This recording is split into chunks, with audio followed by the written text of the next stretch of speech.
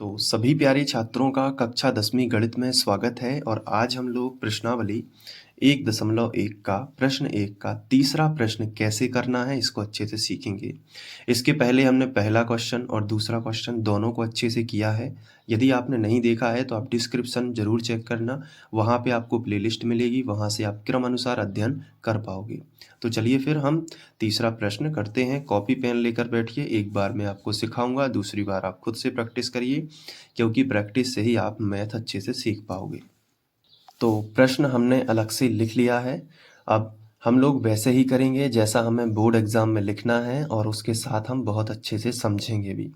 सबसे पहले आपको लिखना है हल, और जो दो संख्याएं आपको प्रश्न में दी जाएंगी पेपर में, वही दोनों संख्याएं यहाँ पे लिख देना है इस तरीके से। अब इनमें से जो संख्या बड़ी होगी उसको पहले लिख लो। तो 867 बड़ी है 255 से, तो 867 और बड़े का चिन्ह बना दो इस तरफ। ये जिस तरफ मुंह खुला होता है ना, वो संख्या बड़ी होती है। और ये जो 255 है ये छोटी संख्या है, इसको यहाँ पे लिख दो। जैसे ही ये काम हो जाए अब जाओ रफ की तरफ। तो ये हमारा रफ है। कई बच्चे कमेंट करके पूछते हैं कि सर जो भाग की प्रक्रिया है वो क्या रफ में करनी है या फिर फेयर में। तो मेरे अनुसार भाग की जो प्रक्रिया होती है वो रफ वर्क ही है, और बाकी आप अपने क्लास टीचर से डिस्कस कर सकते हो। और मेरे अनुसार तो ये रफ की ही प्रक्रिया है, तो रफ में ही करेंगे और एल्गोरिथम हम जो है वो वहाँ पे करेंगे फेयर में।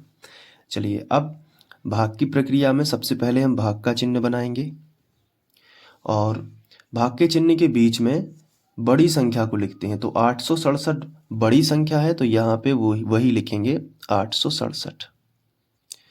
और जो छोटी संख्या है वो भाग के चिन्ह के इस तरफ लिखेंगे, जो कि है 255। अब अनुमान लगाएंगे कि 25 इधर है और 86 इधर है, तो 25 दूनी 50 है ना। तो 867 से और 25 दिया 75, तो 255 का यदि हम 3 में गुणा करें अनुमान लगाते हुए तो क्या होगा देखते हैं। 3 5 15, 15 की 5 हासिल आ जाएगी 1, और 3 5 15 और 1 16, 16 की 6 हासिल आ जाएगी 1, और 3 दूनी 6 और 1 7, 765 आया है। अगर हम 255 में 4 का गुणा कर दें तो देखते हैं कि इससे ज़्यादा तो नहीं हो जाता। तो 4 पंचे 20, 20 का शून्य हासिल आ जाएगी 2, 4 पंचे 20 और 2 22, 22 की 2 हासिल आ जाएगी फिर से 2, और 4 दूनी 8 और 2 10। देखो ज़्यादा हो गया, तो 3 बार ही सही है, 765 आ रहा है। तो 3 बार करेंगे तो 765 आ रहा है, और शेषफल निकाल लेते हैं। पूरी संख्या का शेषफल आ रहा है, इसलिए हम यहाँ पे 7 में से 5 जाएंगे तो कितने बचेंगे 2, 6 में से 6 जाएंगे तो कितने बचेंगे 0, 8 में से 7 जाएगा तो बचेगा 1। ये आ गया शेषफल। और जैसे ही आपका शेषफल आ जाता है तो आप जाओगे अपनी फेयर कॉपी में और हेडिंग लगाओगे यूक्लिड विभाजन एल्गोरिथम से। और इसमें आपको इधर देखना है फिर से। जैसे ही आपने हेडिंग लगाई तो पहला पॉइंट कैसे करते हैं, बीच वाली संख्या सबसे पहले लिखेंगे। बीच वाली संख्या कितनी है 867। फिर लगाएंगे बराबर का चिन्ह, फिर अगल बगल वाली संख्याओं का गुणा लिखेंगे, यानी 255 गुणित 3, तो इधर आ जाएगा 255 गुणित 3, और प्लस में आएगा शेषफल कितना है 102, तो प्लस आप लिखोगे 102। ऐसे करना है।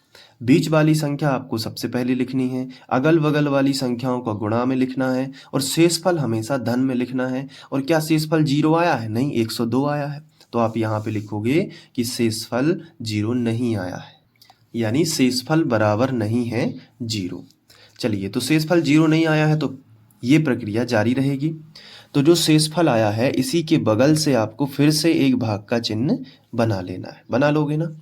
अब इसमें कौन सी संख्या लिखेंगे, जो इसके पहले भाजक थी, कितनी थी 255, तो 255 को उठा के यहाँ पे लिख दो, ये लिख दिया।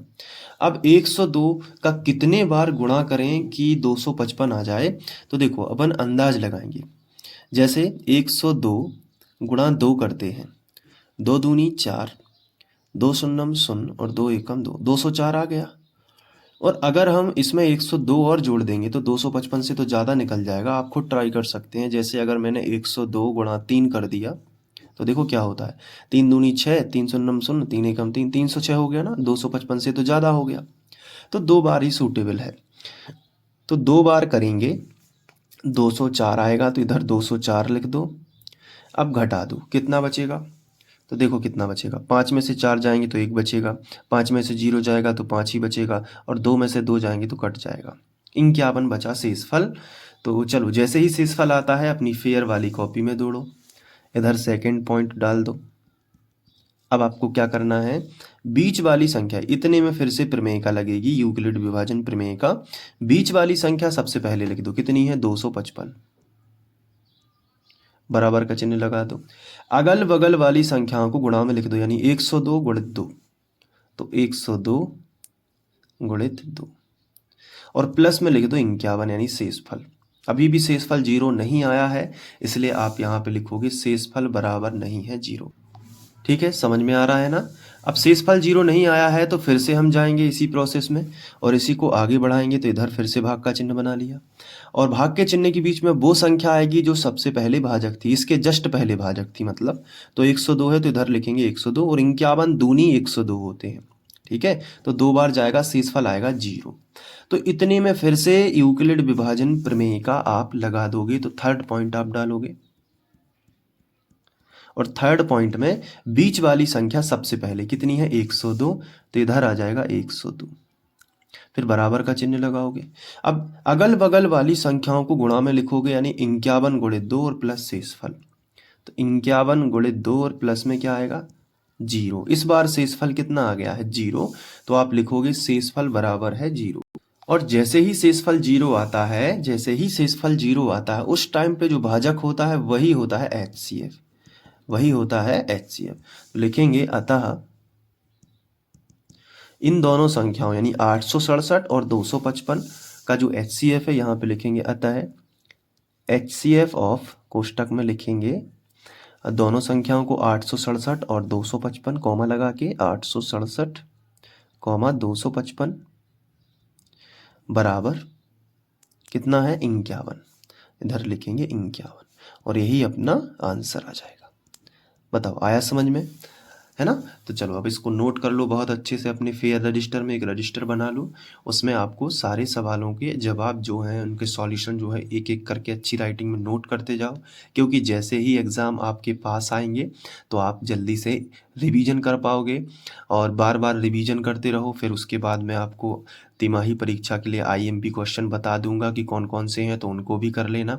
उसके बाद 6 माही परीक्षा के लिए भी IMP बता दूंगा, प्री बोर्ड के लिए भी और बोर्ड के लिए भी, और उन्हीं प्रश्नों में से आपको देखने को मिलेंगे। तो लेकिन ये सब संभावित रहता है, आ भी सकते हैं और कभी कभी नहीं भी आते, इसलिए अपनी एक एक सवाल की मेहनत अलग बात होती है। मेहनत करोगे, और जो भी डाउट है आप कमेंट करके पूछ लिया करो, मैं आपका सॉल्यूशन ज़रूर करूँगा।